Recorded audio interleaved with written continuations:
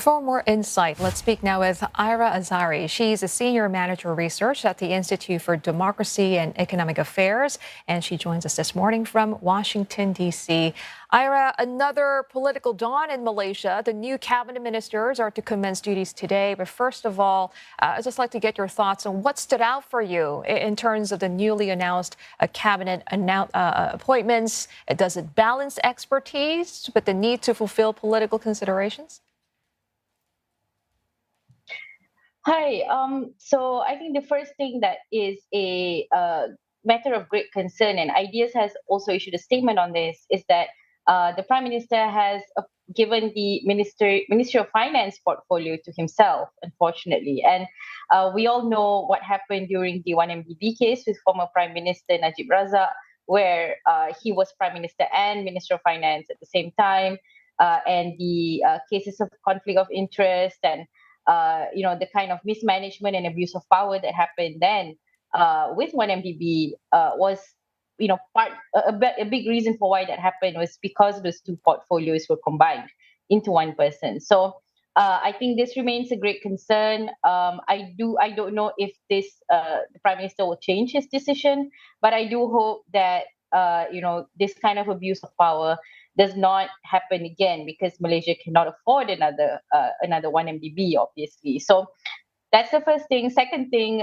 the appointment of Zahid Hamidi, I think, has raised a lot of eyebrows and is a matter of great concern. On one hand, the Prime Minister's hands are tied because he does need Barisan Nasional support with their 30 MPs to form this government. And Zahid Hamidi is the head of the BN coalition. But I think at the same time, a lot of civil society activists, members of the opposition as well, were hoping that some other mechanism or some other compromise could have been reached, but unfortunately no. And now Zahid Hamidi is not only the deputy prime minister, but also holds a very important portfolio of rural and regional development. So these two things are a matter of great concern, and we all need to keep the government accountable, hoping that none of the abuses of power of the past will happen again. On balancing expertise and trying to sort of work around the difficult politics of this unity government. It's not easy. I think many people were hoping to see Dr. Zulkifli Ahmad helming the Minister of Health portfolio, as he did so very, very well during the first PH administration. Unfortunately, he didn't make it into cabinet despite winning the Kuala Selangor seat. And Tengku Zafrul, who lost that seat, made it into cabinet as the Minister for International Trade. So that was the other big question that was everyone was asking. The fairness or unfairness of that has also been criticized. So these three things, I think, just tells us how difficult the Prime Minister's position is, and I do hope that we can all keep him accountable for his decisions in this cabinet. Yeah. Let's unpack one of those points a little bit on Ahmad Zahid Hamidi. So he is plagued by corruption allegations, and you did mention that it didn't really seem like Mr Anwar have any other choice in the matter. What does this say about UMNO's role in Anwar's administration, and what happens if Ahmad Zahid Hamidi is found guilty? Yeah, so that's a big question, right? So there are two things here. So Zahid Hamidi his trial is still ongoing. He has multiple corruption charges, not just one, and the cases are still going on in court. And secondly, the UMNO internal party elections are supposed to happen, I think, sometime next year. So he is the current party president, but he might have challenges to that position, especially now that UMNO is split many different ways. So what happens if, firstly, yes, he is found guilty, and secondly, what if he loses the party election? The UMNO president, sort of the incumbent, rarely, I mean, it doesn't happen, but it can happen, right? Someone might challenge him for the post. Khairi Jamaluddin challenged him for the post the last time. So these two things, I think, hang in the balance, and not only that, the UMNO General Assembly is also coming up, I think, in a few weeks' time before the end of the year.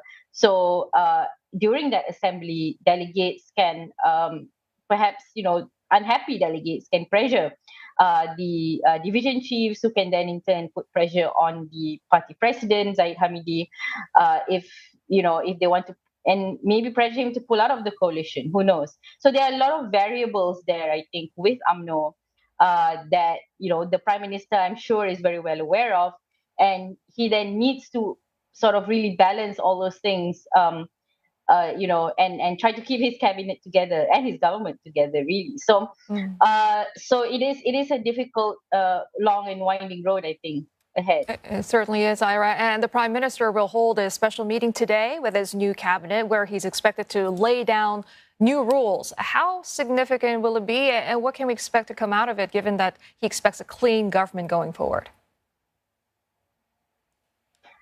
So these new rules, we don't know what they are. I'm hoping that it will just, hopefully be more than just lip service, and there will be some concrete action that the Prime Minister wants his cabinet to take. So firstly, asset declaration, I think, is extremely important for ministers, especially who hold high public office. That can be, I think that's just the minimal level of scrutiny and accountability that is should be expected from our ministers. So, that is one thing that he could make compulsory, and asset declaration, public asset declaration exercise.